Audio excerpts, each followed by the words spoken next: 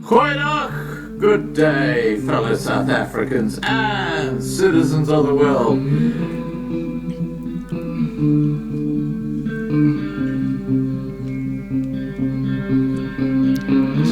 I've been looking around for salvation. I've been looking around for the truth. All around me I see frustration, and I looked all over till I found you. I sit and listen to your stories, and you're telling me, please don't worry. There's a lot in this world you should know, and love in life is where you should go.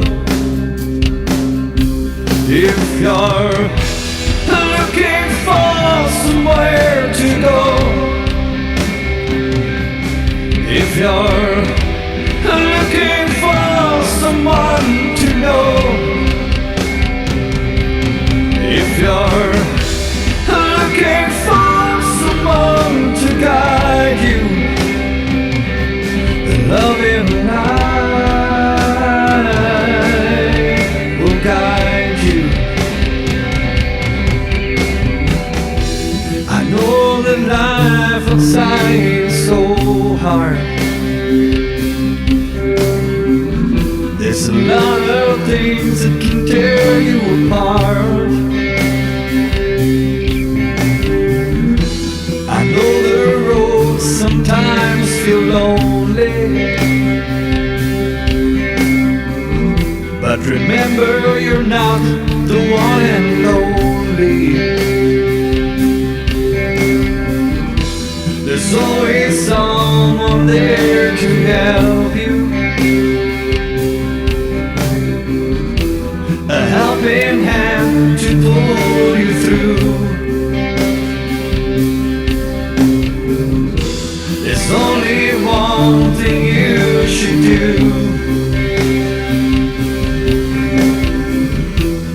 take my hand and join the Love and Life crew. If you're looking for somewhere to go, if you're looking for someone to know, if you're looking for someone to guide you, then the love and life guide you.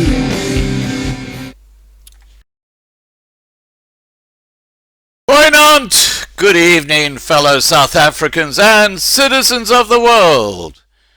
And firstly, I just want to say what a cold night it has been here in Brisbane, Australia. But anyway, now tonight we have Paul Colditz, who is the CEO of FEDSAS, the National Representative Organization for Governing Bodies, which informs, organizes, mobilizes, and develops its members to achieve and uphold the highest recognized international educational standards. He will talk about the state of education in South Africa and the way forward post-COVID-19. We'll be talking about a lot of other things as well, believe me, including this crazy sex education that's happening in the schools in South Africa. But before bringing Paul on, let me play you a short clip of my old boarding school, the magnificent Michael House, located in the Natal Midlands, KwaZulu-Natal, near where Fiona, the white Zulu, lived on a farm. Okay, here we go.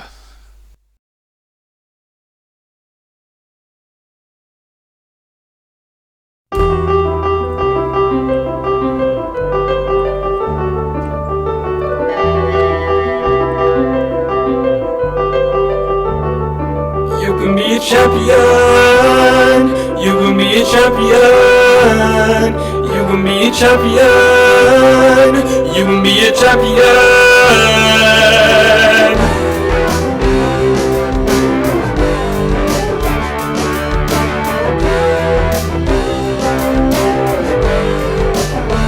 Yeah, you can be the greatest, you can be the best, you can be the King Kong banging on your chest. You could beat the world, you could beat the war. You can talk to God, go banging on his door. You can throw your hands up, you could beat the clock. You can move a mountain, you can break rocks. You can be a master, don't wait for luck. Dedicate yourself and you go find yourself in the Hall of Fame. And the world's gonna know your name, 'cause you burn in the brightest flame.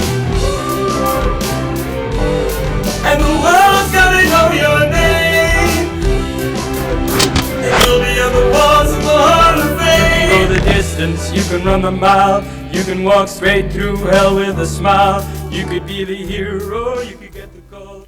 Breaking all the records that never could be broke. You do it for your people. Oh, I love that video.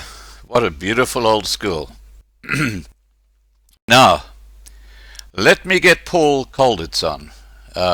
Now, we have only an hour with him because he's got mouths to feed back at home. But here we go. Let's get Paul.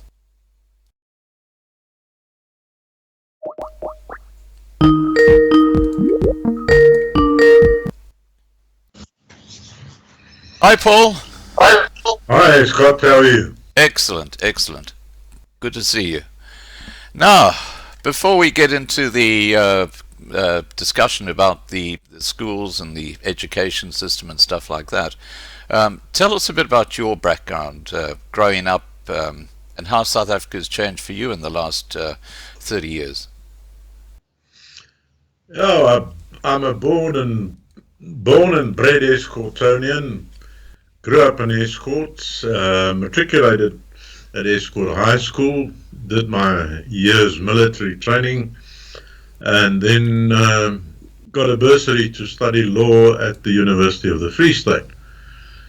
Eventually became a lawyer and attorney in Bloemfontein, which I refer to as the center of the universe, and I now believe it's being referred to as the epicenter of the coronavirus epidemic in South Africa. So we've been relegated a bit, our Bloemfonteiners. Well, at least it's famous for something. Yeah, and then I practiced law for 30 years. Became involved in education through my children that went to school. Got elected onto a school governing body in a crucial time in South Africa's history. Right. Became chairperson of the school's governing body in 1992, and because of my interest in the law, I took off 6 weeks to study everything that I could about education law.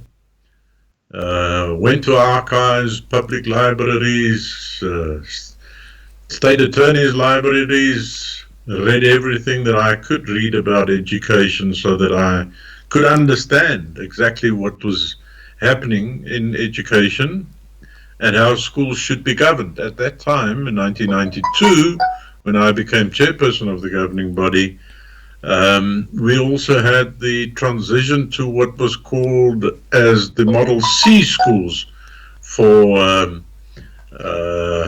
the white part of the education system at that stage. Right. Tell us about the structure of school education in South Africa. We have a National Department of Education, 9 provinces and 23,000 public and 1,922 independent schools. How do they all fit into the picture? Yeah, well, maybe I should just explain the transition in 1994. In 1994, there were 18 different departments of education, for basically divided on racial grounds, and then the transition came to create a unitary system which is not actually a unitary system in the sense that, as you say, we have a National Department of Education in 9 provinces. So whereas we had 18 different systems, we now have 10. The Minister of Basic Education and National Department of Basic Education primarily determines policy and laws for the unitary system, but implementation takes place in the province. So the minister does not have the authority to interfere in provinces. She just performs a policy determination role and then also a monitoring role. Unfortunately, of that monitoring role, we haven't seen much, and we haven't been very successful, because the differences in provinces and the differences in schools still remain huge. Right. Now, when you say you haven't had much cooperation, is that just in recent years? No. Success in terms of the monitoring. Right. You still have many schools in South Africa with pit toilets, without running water. Right. The COVID-19 pandemic has been a huge wake-up call for education in South Africa, in the sense that they've now discovered that of the 23,000 schools, 30,500 are without proper water supplies, without running water. Wow. Now, the government, and this is where the problem comes in, where provinces are responsible for implementation of policy, provinces are responsible for infrastructure and so on, not the minister. The minister gets blamed for all of this, but it's actually the provinces. And the provinces now discover that there are 3,500 schools without running water. And if you want to fight the COVID-19 pandemic, then first thing, you need to wash your hands. So how are these kids at schools going to wash their hands without running water? So suddenly we're now seeing dramatic and drastic plans to make sure that these schools get running water. Wow. Now, one of the facts that I've been hearing is that something close to 1,000 of the schools have been vandalized since lockdown. How is that going to impact the education system, and particularly students affected by that? Well, again, the schools that have been vandalized are those schools without proper security. So they're in the disadvantaged communities. So it will be another setback for those in the disadvantaged communities. In Umlali district, close to Durban, you've had in one district 46 schools that have been vandalized. Yeah, I was reading that. Now, it's just criminality. There's no other explanation for it. It's barbaric criminality. So why would you want to vandalize a school in these times, when everybody knows that it's if we want to take this country forward, education is going to be so important for everybody in the country, and particularly for those that are said to be disadvantaged people. They're stealing from these schools food supplies supposed to be for the school nutrition program, feeding of children who don't get proper meals at home, and then obviously ICT equipment and so on. Right. Now, how many learners and teachers are there in the system? Well, if you take public and private schooling, just under 25,000 schools, we're talking about 13 million children. Wow.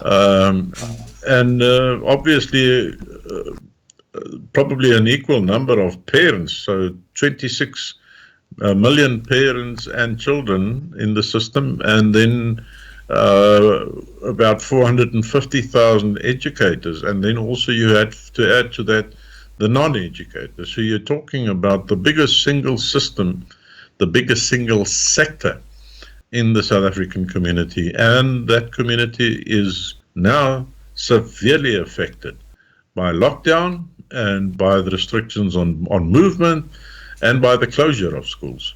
Right. And what is your own background and involvement in education? Yeah, well, as I've said, I became involved in school governing bodies in 1988 when I was first elected to the school governing body. That was a different dispensation. In 1992, was elected as chairperson, and that was still in the segregated education system, where I was then elected as chairperson of the governing body. We just had the declaration of Model C schools, as it was known at the time. We're talking about a very small number of schools in the total picture. But the idea was that the government could no longer afford funding these schools in totality, so they gave more powers to parents with regard to the governance and management of schools. Schools were allowed to charge school fees, which was not allowed before, and in exchange, schools were given more autonomy. They were given the title deeds of the property on which the school was situated. Ownership was in total transferred to the school itself. Right. And the school for the first time was made a heuristic person, a separate entity, separate from the state. Okay, now just talking about that period of time, 1992 to now, when you've been very involved, how has the level of education in some of the schools, I'm talking about the poorer schools, how's the level of education been impacted in the last 20 plus years? Well, I'm on record as saying that we actually have two systems in the country, in effect. And that is 20% of the schools, maximum 20%. You can say that they're functional schools. 80% of the system remains dysfunctional, in the sense that they're not properly governed, not properly managed. No proper education takes place there. The education is of a very low quality, and as opposed to the 20%, let's say roughly about 4,000 schools, where there is a reasonable level of governance, good management, and then also high quality education. And in some of our schools, we can be very proud of them.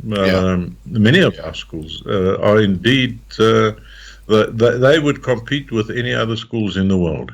Absolutely. Except in math and science. If you look at the Eastern countries, where South Korea, China, Japan, where they excel in mathematics, parts of China, not the whole of China. But students from our schools are sought after employees in other countries because they've had a good quality education. Right. An education based on sound values. But unfortunately, that is not the situation in the majority of the schools. And there's a very good reason for that. What's that reason? Well, it's not good in the sense of justifiable, but our research has shown that you have 5 critical factors that determine the functionality of the school, and that is excellent leadership. Right. So you need a very dedicated and very good principal, a very good governing body.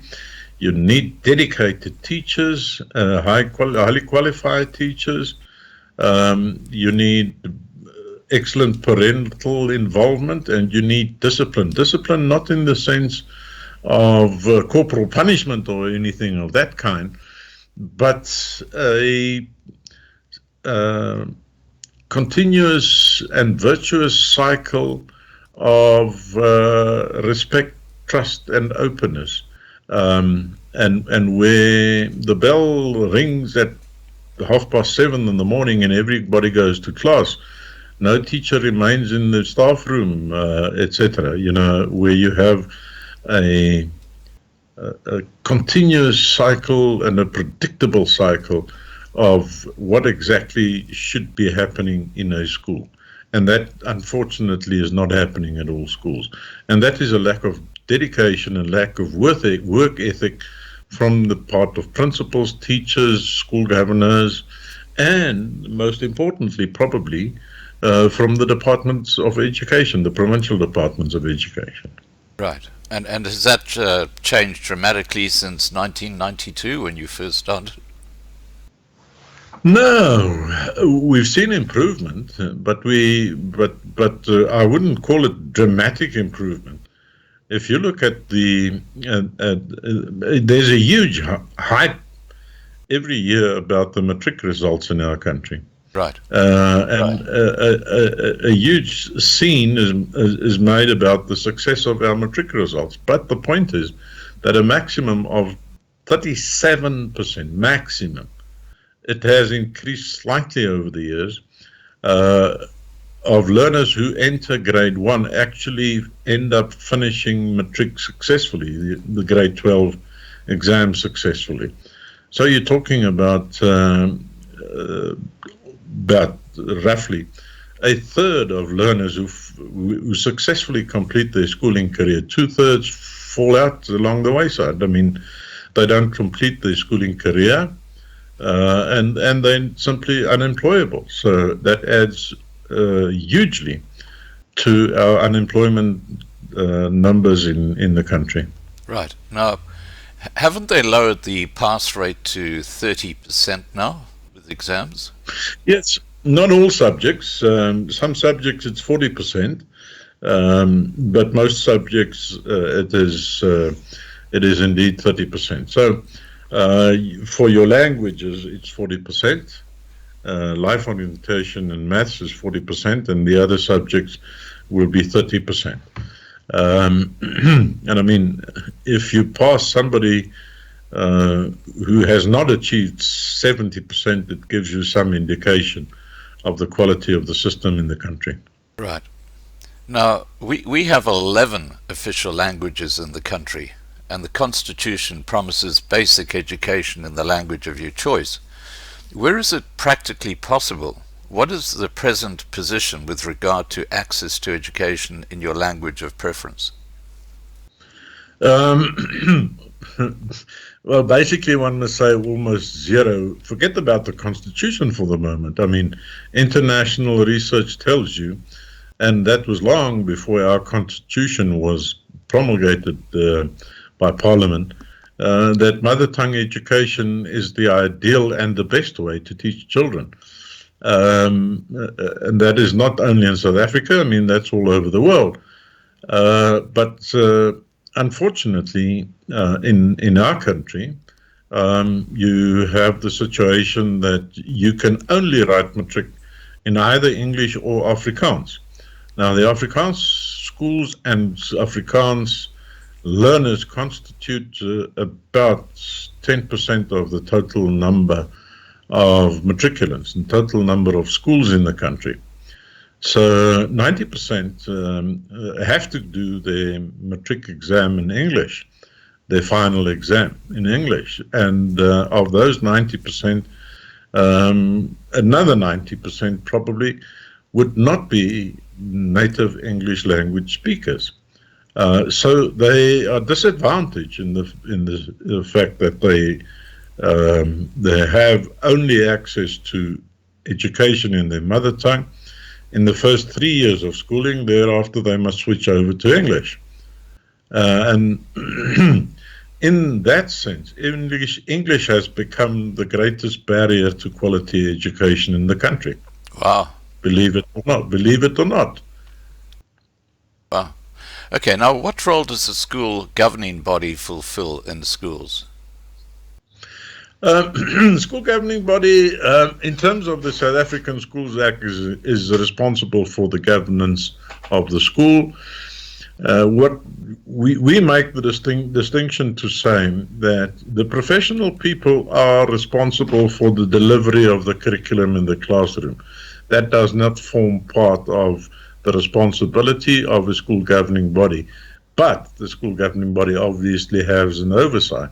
But everything outside of the classroom, the financial affairs of the school, administrative affairs, extracurricular affairs, maintenance and improvement of school property and buildings, purchase of equipment for the school, that is all determined by the school governing body, and that is the responsibility of the governing body. The governing body is also obliged to determine a mission statement for the school, so the governing body would decide on the ethos of the school. And the governing body is responsible for communicating with parents, all stakeholders of the school, not only parents, teachers, and non-teaching staff, learners, Department of Education, and all other stakeholders that may be involved in a particular school. So the governing body plays an important role in the school, and obviously the quality of governance will determine the quality of the school. Right. Now, what are the critical issues in school education in South Africa that we face today?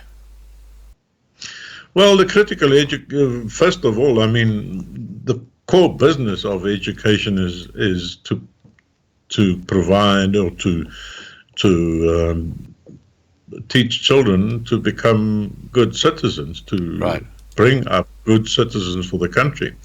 Now, if 80% of your system is dysfunctional and 60%, 66%, 2/3 of the learners don't make it through the school system, that is the important problem in the school. Now, another critical issue is the whole issue of infrastructure. I've already alluded to the fact that 3,500 schools don't have proper running water. The other factor is other parts of infrastructure, such as schools with pit toilets. We have thousands of them still in the country. And then, very important for the majority of school communities is they're not able to make financial ends meet. The funding by government, we have what we call 5 quintiles of schools. Quintile 1, the poorest schools; quintile 5, the so-called richest schools. Right. Now, this is determined according to the environment in which the school is situated. What is the relative poverty of the community surrounding the school? If it's the poorest of the poor, it's quintile 1. If it's relatively rich, it is quintile 5. And then funding by the state is 7 times higher for quintile 1 than quintile 5. In effect, it means roughly 250 Rand per learner per annum in the quintile 5 schools. Now, if you think about the fact that you have roughly 200 school days per year, you're talking about 1 Rand per learner per year that the state funds the education or the school with. Now, that is apart from the payment of the salaries of the teachers at the school. Right. And that's totally inadequate to meet the challenges of a 21st century education. And that obviously puts impact on the school fees at those private schools, which would be in the quintile 5. Well, they're not private, they're public schools. The quintile 1 to 5 schools, they're all public schools. Ah, okay. I'm talking about schools like Michael House and Hilton and Kersney College and so on. Yeah, they're private schools. So they don't fall under that? They don't fall under that at all. They're entitled to a subsidy by the state, provided they meet certain criteria. those criteria is they may not discriminate on the basis of race, and the quality of education must not be inferior to that which is provided in the public sector. Right. We have 1,922 registered private schools, but there are many fly-by-nights, particularly in the Black African community, where people believe and experience the fact that the quality of education that the children are receiving at public schools is inadequate. So you get entrepreneurs actually setting up private schools, making a buck out of predominantly poor people, and leading them to believe that the quality of education is superior to that they would receive in the public school, and they don't register with the Department of Education. So there are, in fact, many illegal private schools in the country, and I don't think the Department of Education has an exact number of how many of those schools are in existence at the moment. How can those kids do exams if it's an illegal school? They can't. That's the point. So they can't actually be recognized as getting a particular standard? Well, particularly when it gets to the matric exams. The matric exams are regulated and conducted under the auspices of what is called umalusi. And to register for the exam, you must register for the exam in March already, with an ID and with proof of the fact that you've attended the school. So they can't provide that proof, so they can't provide a valid school exit certificate to those learners. Wow. And that's part of the rip-off that's taking place in the country. Right. Now, I just want to get back to quintile 1 and quintile 5 again when it comes to public schools. I think the point you were trying to make there, and I just wanted to clarify this, is that the more upmarket or the better the school is, like a quintile 5 school, that's the really good schools in the public area, they get the least amount of government funding per student. So it's really topsy-turvy. It should be supporting those schools. Yeah, well, indeed. And those are the schools, quintile 4 and 5 are the only schools that are allowed to charge school fees. I don't have the correct number at my fingertips, but I think it's about 3,800 of the 23,000 public schools that are quintile 4 and 5 schools and that are allowed to charge school fees.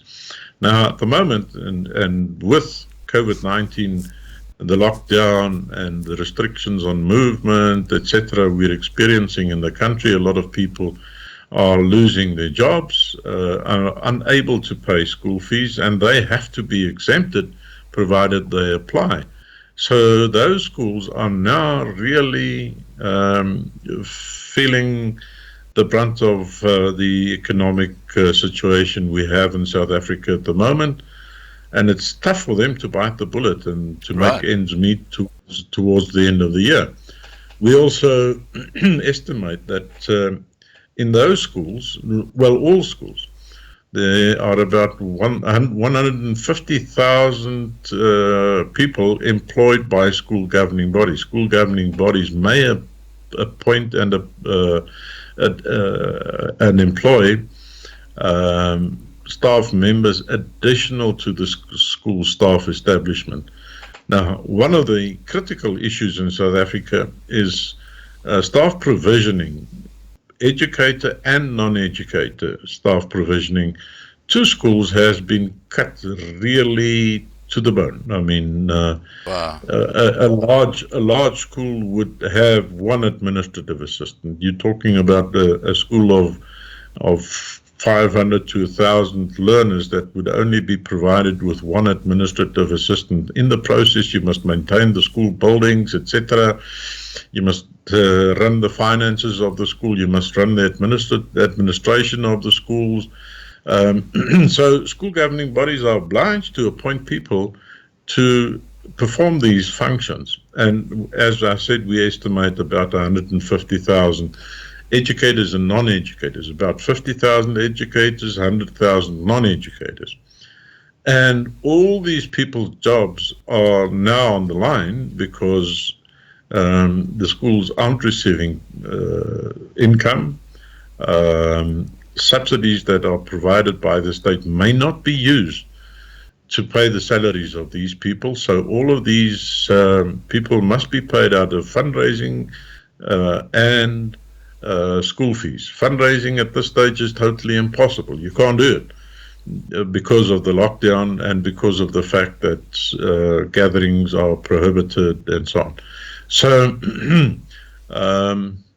150,000 people's jobs are on the line. Wow. Now, I was going to ask you, how is COVID-19 affecting schools and education in South Africa, and in particular when it comes to the exams that they've got to write at the end of the year, especially for matric students? Yeah. Well, schools are closed at the moment. Yeah. They've been closed. They've been closed for learners since the 18th of March. So no schooling is taking place unless you have creative teachers with initiative who are doing online teaching. Again, the majority of South Africans do not have the privilege of having sufficient data, sufficient devices, etc. And from the teacher side, not enough energy and creativity to do the online teaching. So again, you have the privileged that are receiving online teaching. But for the rest, and by far the majority, nothing is happening. Now, our minister last night, on the 30th of April, announced that schools may be reopening on a phased basis from the 1st of June, but that still must be approved by cabinet. There are so many problems that even the 1st of June might be unrealistic. And the phased-in process means grades 12, final year, and grade 7, final year of primary school, will return. And thereafter, 2 weeks after that, every 2 weeks after that, another grade will return.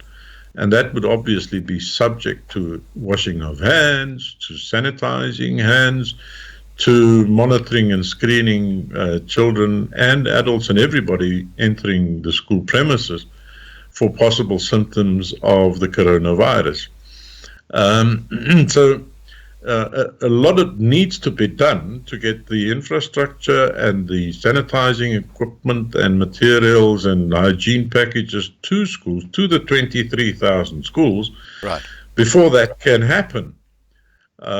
So it's uncertain whether Cabinet will say, okay, matrics can return on the 1st of June. Now, in South Africa, we have regular June exams for the final year students, matrics, and then for all other grades. Now, already the June exams have had to be cancelled. So there are not going to be any June exams. And then our matrics write a preparatory examination in September. The plan is to continue with that. And then the final exams would have started in October through to November. But the plan at this stage is to postpone that to the end of November, beginning of December. If matrics, for example, are allowed to return to school on the 1st of January, we'll be able to catch up for at least the matrics. But as the plan stands at the moment, some learners will only be returning to schools end of July, beginning of August, mid-August. It's not going to be sufficient time to, as it's called, recover the curriculum for the year. Right. The curriculum will have to be trimmed down, exams will have to be cancelled, your assessments have to be trimmed down drastically so that you can at least complete those parts of the curriculum that constitute the serious building blocks for the next year's curriculum. Right. I just want to address those people watching at the moment and to the side chat. We've got about 300 people watching right now. if there are questions you'd like to ask, please throw them into the side chat, and I'll ask Marlena and other mods to please just copy them for later on, so I can present those directly to our guest. Now, Paul, what are the plans with education going forward and after COVID-19? Well, I think the most serious wake-up call education in South Africa has had in centuries is this COVID-19. There's been a lot of talk about technology, about providing devices to children, about providing coverage, internet coverage, data, etc. And we haven't seen anything of that happening. The new president promised devices to children. That has not been forthcoming. Nothing much has been done with regard to that. So,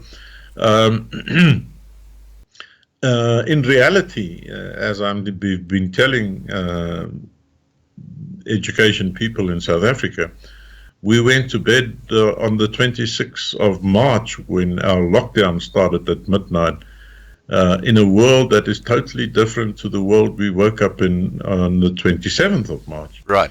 And that world, the post-27 or 26 March world, the plans and the strategies, the visions, and everything that applied successfully before 27th of March is not going to apply as successfully or at all in the post-26 March world.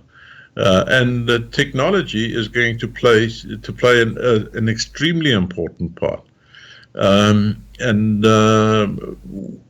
The first thing, apart from fixing the infrastructure backlogs in the country, government would have to make data available universally to every person in this country, and subsidize the devices that children may need to catch up with the rest of the world in terms of quality of education and education strategies and education content. The other thing that we've had in the country, we've had an overhaul of our curriculum. Teachers are complaining that the curriculum is too content-based. It's content all the time, and we're chasing content. We've always had this philosophy in education that education is about knowledge, it is about attitudes, and it's about values and skills. Values and skills came last. It's now going to change.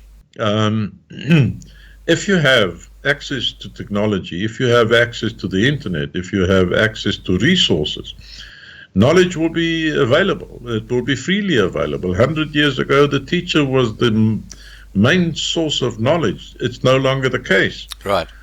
So you have to look at the situation where values and skills now come first. And education must not rely as much on knowledge as it has been all the years. We've been teaching for an industrial revolution, and we're still stuck in the industrial revolution.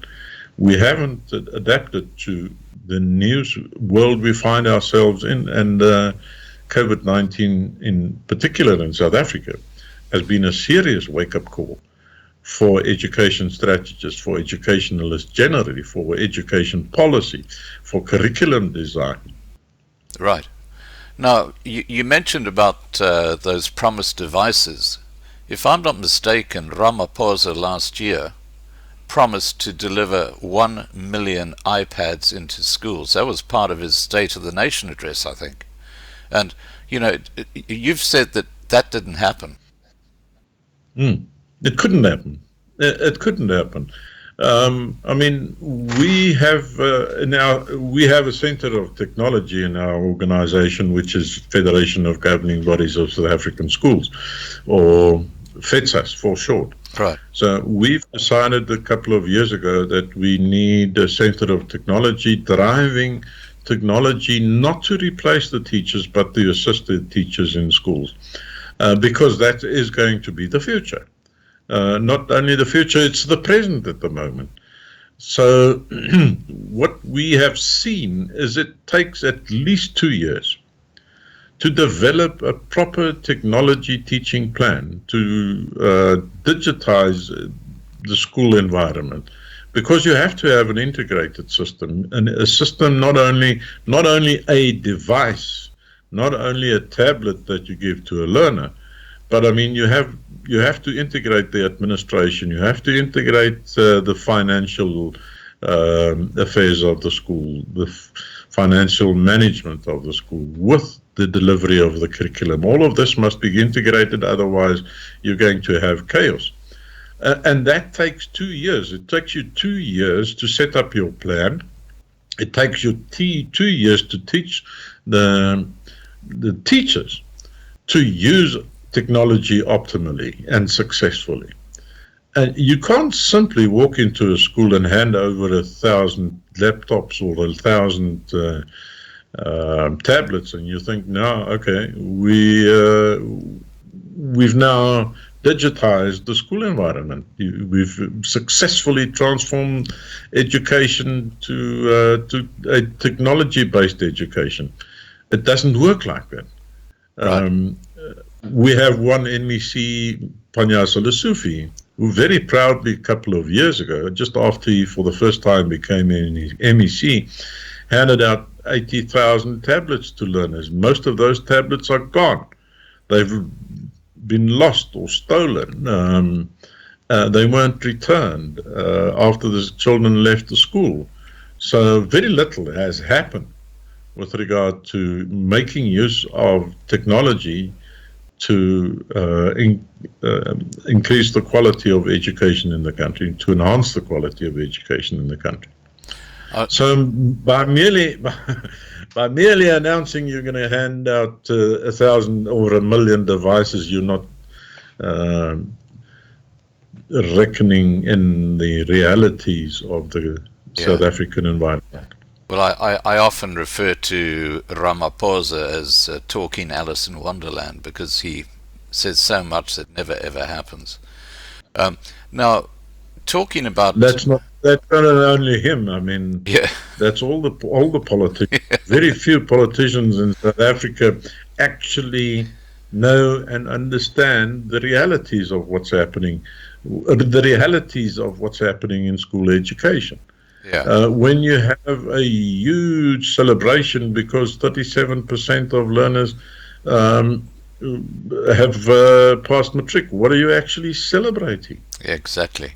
Now, talking about learners, and I'm talking about young learners, one of the things that I find absolutely appalling is that, okay, I had sex education at Michael House, which was a senior school, and I must have been about 14, 15 at the time, which I mean, and we were talking about normal sex, it was just basically the birds and the bees type stuff. Now, the latest thing I hear is that they're planning to bring out sex education for kids as young as 4 years old, and included in that is how to pleasure themselves, that it's okay to be or feel like you're a girl when you're a boy, or feel like a boy when you're a girl, which totally confuses kids who haven't even reached that kind of maturity. What is your organization's views on all this? Well, excuse me, let me just take a sip of water.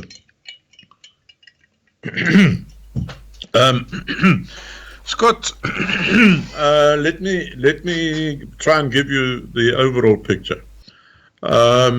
First of all, in South Africa, 63% of children in schools children actually between the ages of 3 and 17 don't come out of the nucleus family, the traditional nucleus family. Right. 63% of them are either raised by their mothers or grandparents or other family members, where the father is totally absent. Then, there's no proper value-driven and value-based education at home. The other problem is we have a very high HIV infection rate. We have a very high STD infection rate. Right. And we have huge problems in schools with teenage pregnancies. When we're talking teenage pregnancies, I am actually talking about 10-year-old girls becoming pregnant. Wow. You can't believe it. And I'm not talking about 1 or 2 or 3. I can't remember the exact numbers, but they're significant. So there is a serious problem. And we need to teach children something. Our approach is to say, whatever you're teaching in terms of sexuality education, it must be a value-based education. And if you have to have a value-based education, you must take into consideration the values of your community, of your parents in the schools, and also of the teachers and the governors and everybody. And that's where our Department of Basic Education got it completely wrong. They tried to prescribe to schools without giving schools and teachers the opportunity to take into consideration the wishes and the values of the parents of that school. Now, our response to that is, in terms of the law, 3 things. First of all, Education White Paper, which is the foundational policy document for the new education dispensation in this country, has as one of its very strong underlying principles, or foundational principles, that parents are primarily responsible for the education of their children, and they have an inalienable right of choice of this kind of education that is fit for their children, and that includes the religious and cultural basis of the education. Secondly, you have our Constitution, Section 15, that says that everybody has the right of choice, freedom of choice of religion, of opinion, of belief, etc. So if you're going to teach in classes something to children that offends their rights or the rights of parents, that would be in conflict with the Constitution. Right. The third important point to make is that in terms of the South African Schools Act, and that was about 19 years ago, the Schools Act was amended to give the Minister of Education the right to prescribe the curriculum. But there was an outcry, and Professor Kader Asmal, a constitutionalist, who understood, immediately took the point when we told him and other stakeholders, you can't prescribe curriculum. What you can do is you can prescribe standards, norms and standards, and outcomes. But you cannot prescribe content, but because that would offend Section 15 of the Constitution. So the Schools Act now makes it clear that the Minister of Education can only prescribe norms and standards and outcomes and assessment standards, and not the content of the curriculum. So it's left to the freedom and the initiative and the autonomy of the teacher to teach whatever is appropriate in a particular community, provided that that teacher actually reaches the outcome. In simple terms, If you want to teach a small child how to get to 2, you can either do it by saying 1 plus 1 is 2. Or, if you prefer, 4 minus 2 is 2. Provided that the child is able to demonstrate the outcome, it doesn't matter how that child gets there. So we've been saying to the Department of Education, you cannot prescribe to teachers exactly how they should teach something in schools. Now, this comprehensive sexuality education has been in the curriculum also since 2001. But what the department has now done is, because they say we're not winning the battle against HIV, AIDS infection, and teenage pregnancies, etc. So we want to give teachers scripted lesson plans. And that's where the problem started. That's where the problem started, with explicit scripted lesson plans. And some people went to the media with that, and the media blew the thing up. We've said to the department, sorry, you cannot prescribe to a teacher what should be taught. The teacher and the school itself must be able to decide how exactly and what is the best way in which those lessons can be taught to children at school level, exactly as you had in Michaelhouse at the time, which was appropriate for Michaelhouse and for a 14-year-old at the time. Look at your community, consult your parents. And then eventually, after a huge fight, they conceded that that is in fact the position. They can't prescribe to teachers. It will be left to teachers to teach whatever is appropriate in their particular communities. And teachers are encouraged to, and principals are encouraged to consult with their communities what would be acceptable within their communities. Right. Well, that clarifies that issue. Now, I've got a few questions here. Again, yeah. You have so many officials. I mean, most of them will just hear that, these are the scripted lesson plans, and they will force teachers to use it at the grassroots level.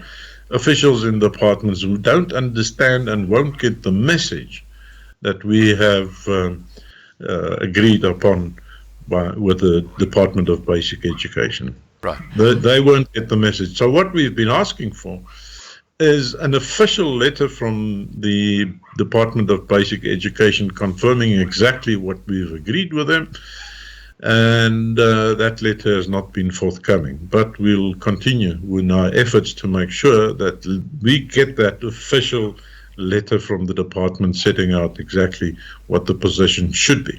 Right. Now, just addressing the side chat and people watching, Paul has to get back to his family in about 10 to 15 minutes. So what I'm going to do now is I'm going to read to you the questions that people have put during our discussion. Sanismo says, Paul said he went to University of Free State. Scott, can you ask him if he qualified for moot court in first year? I don't know what moot court is. No, we didn't have moot court at the time. It's mock court. We didn't have it in our first year. No, well, we didn't have it at all. It only came after I had completed my studies. Right. Christo has asked, how much funding does the schools that are allowed to charge school fees receive? Percentage of the budget would be nice to know. Yeah. Our research shows that the funding that these, particularly your quintile 5 schools, is between 3 and 7% of the total budget of the school. Now, if you take into consideration that water and electricity only constitutes 13% of a school's budget, that gives you some perspective of the amount of funding. It's not even enough to pay for water and electricity. Wow. Now, James Hamilton Bird has asked, how many schools are without water?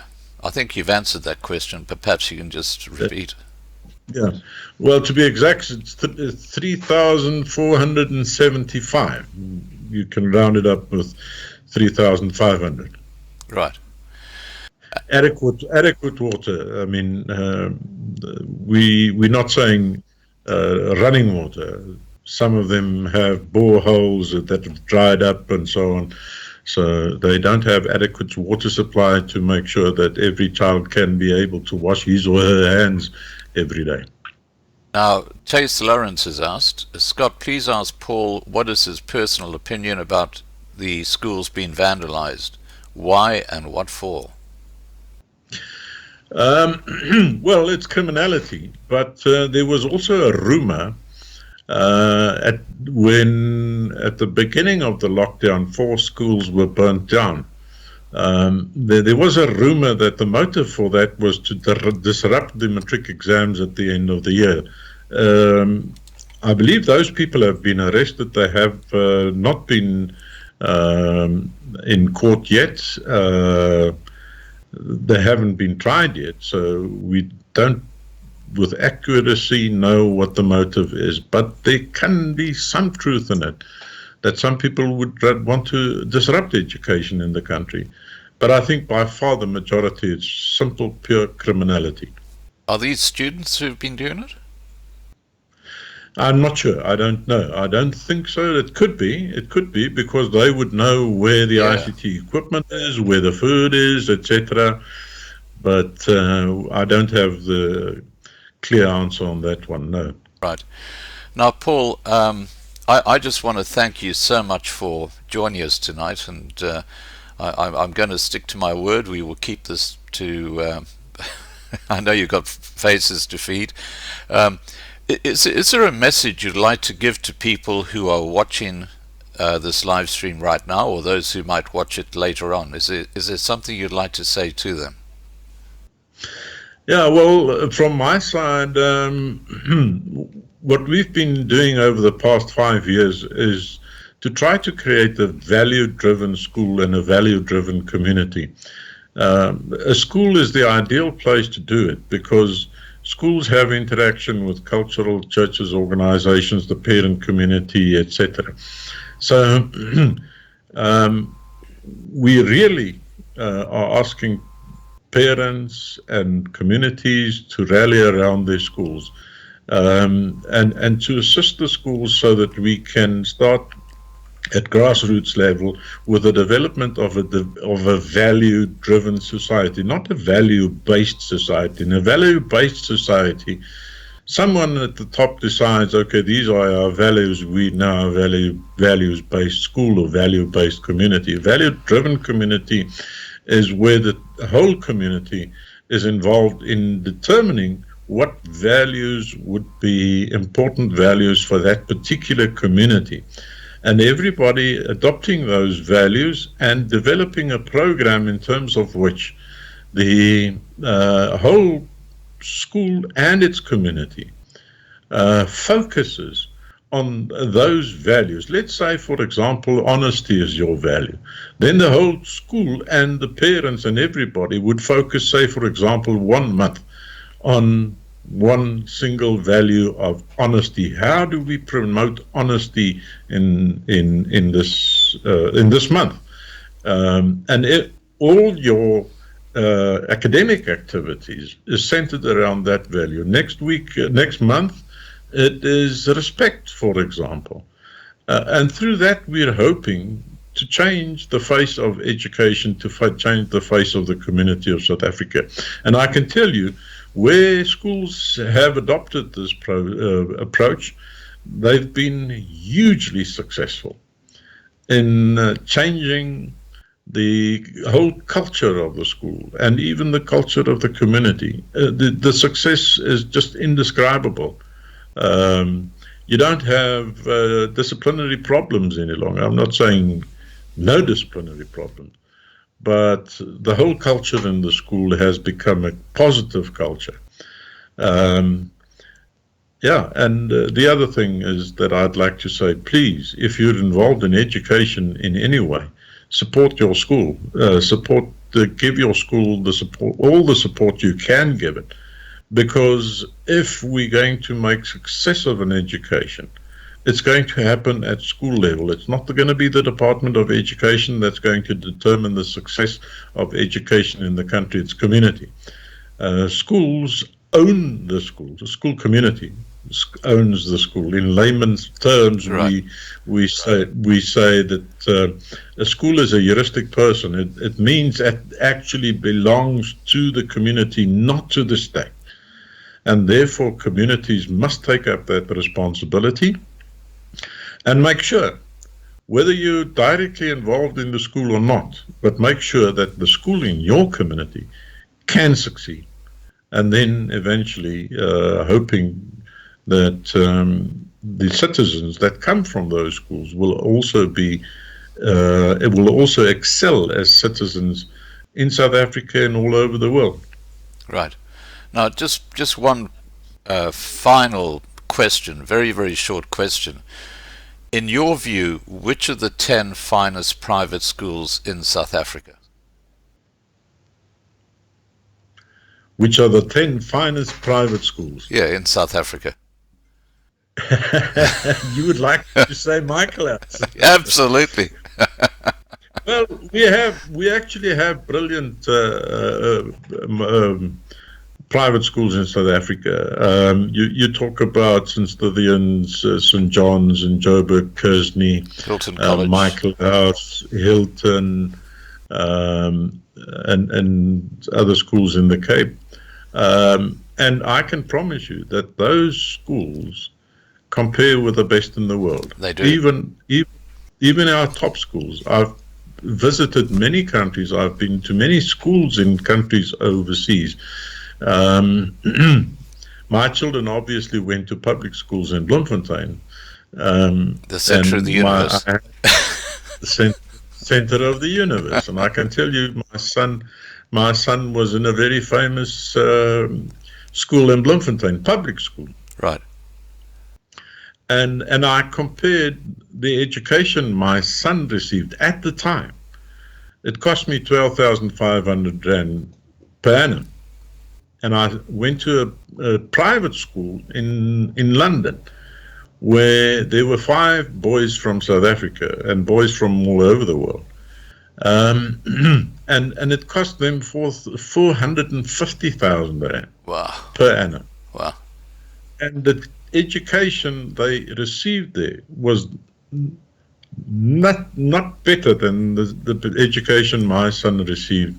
Right. At Grey College in Bloemfontein. There you let the cat out the bag. That's a public school, not a private school. So yeah. That just tells you of the quality of our top schools in the country. They're really up there with the best in the world. Fantastic. All right, guys, look, I just want to say thank you so much, Paul, for joining us tonight. And, it's been an absolute pleasure hearing from you about what's happening in education in South Africa. I just want to turn to the side chat at the moment and those watching. Thank you for joining us this evening. I hope that it's been informative. I've certainly learned a lot. And finally, to the moderators, thank you guys for all the great work you do. We wouldn't be able to have a side chat without you guys keeping an eye on things. Alrighty, I'm going to wrap this up so that Paul can get back to feeding some mouths, and take care. Please be safe, and don't forget, tomorrow night I'm talking to Teresa, and we're going to be talking about the issue with the coronavirus and the patents that have been issued by organizations associated with Bill Gates. And it's a very disturbing picture based on fact, because we'll be showing you the actual original patents or copies of them. Alright, so I'll see you tomorrow night at 8 p.m. Take care, guys. Thank you. Bye. Okay, take care, Paul. Bye for now.